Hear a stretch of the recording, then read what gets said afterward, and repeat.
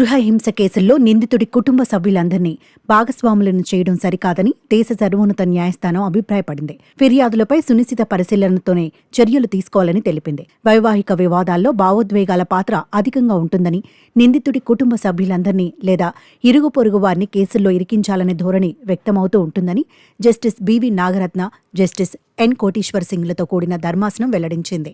తనకు అండగా ముందుకు రాలేదనో, భౌతిక దాడి జరుగుతుంటే అడ్డుకోకుండా ప్రేక్షక పాత్ర వహించారనే కోపంతోనో ఇతరులపైన ఫిర్యాదు చేయడం జరుగుతుందని ధర్మాసనం అభిప్రాయపడింది.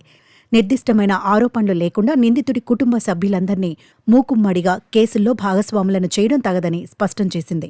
గృహ హింసకు సంబంధించిన కేసుల్లో ఫిర్యాదులు, అభియోగాలు ప్రతి కుటుంబ సభ్యుడు లేదా సభ్యురాలిపై నిర్దిష్టంగా ఉంటేనే వారిపై విచారణ జరపాలని సుప్రీంకోర్టు ధర్మాసనం పేర్కొంది.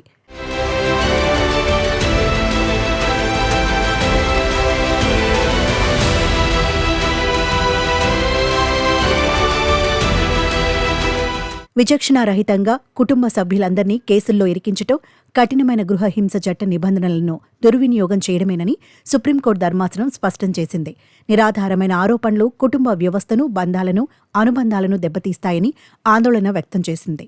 వరకట్న వేధింపుల కేసులో భర్త, అతని కుటుంబ సభ్యులతో పాటు అత్త, చెల్లెలు, ఆమె కుమారుణ్ణి నిందితులుగా చేర్చగా వారిద్దరిపై కేసును కొట్టివేసేందుకు తెలంగాణ హైకోర్టు ఏకసభ్య ధర్మాసనం నిరాకరించింది. దీంతో ఆరోపణలు ఎదుర్కొంటున్న వారిద్దరూ సుప్రీంకోర్టును ఆశ్రయించారు. ఈ క్రమంలోనే వారి పిటిషన్పై విచారణ చేపట్టిన సుప్రీంకోర్టు ధర్మాసనం తగిన ఆధారాలు లేవంటూ అత్త, చెల్లెలు, ఆమె కుమారుడిపై నమోదైన క్రిమినల్ కేసులను కొట్టివేస్తూ తీర్పు వెలువరించింది. ప్రధాన నిందితుడిపై నమోదైన కేసు విచారణకు ఈ తీర్పు అవరోధం కాబోదని తెలిపింది. బాధితురాలి ఫిర్యాదుపై భువనగిరి ట్రయల్ కోర్టు విచారణను కొనసాగించవచ్చని సుప్రీంకోర్టు ధర్మాసనం స్పష్టం చేసింది.